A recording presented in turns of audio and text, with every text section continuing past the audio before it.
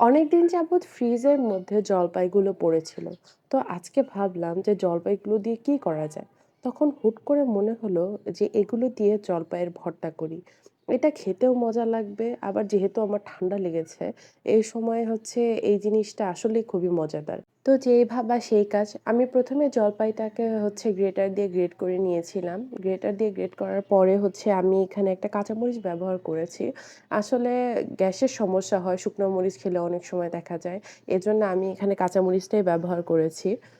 তো এরপরে হচ্ছে কাঁচামরিচটাকে আমি এখানে ভালোমতো ভেঙে নিয়েছি হাত দিয়েই।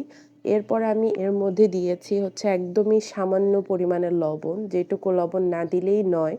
এটুকু লবণ আমি এখানে দিয়ে নিয়েছি। লবণ দেওয়া শেষ হলে আমি এর মধ্যে দিয়েছি একদম সামান্য পরিমাণে কাসুন্দি। কাসুন্দির যে একটা ঝাঁঝালো ফ্লেভার আছে, এটা আমার সবসময় খুবই ভালো লাগে। এজন্য আমি এখানে কাসুন্দিটা ব্যবহার করেছি, যাতে এই ঝাঁজটা আমার নাকে লাগে আর আমার যাতে আরেকটু ভালো লাগে ঠান্ডার মধ্যে। এবার সবকিছু আমি হাত দিয়ে ভালোমতো মেখে নিয়েছি। আর এখানে আপনারা চাইলে চিনি ব্যবহার করতে পারেন। যেহেতু আমি হচ্ছে ডায়েটে আছি এবং আমি মিষ্টিটা এভয়েড করার চেষ্টা করছি, সেহেতু এখানে আমি কোনো চিনি ব্যবহার করছি না। তো এভাবে পুরাটাকে ভালোমতো মিশিয়ে নিলেই হয়ে যাবে আপনার মজাদার জলপাই মাখা। এটা আসলে খেতে এত বেশি মজা হয় আর এত সহজে তৈরি করা যায়, এটা আসলে অসাধারণ।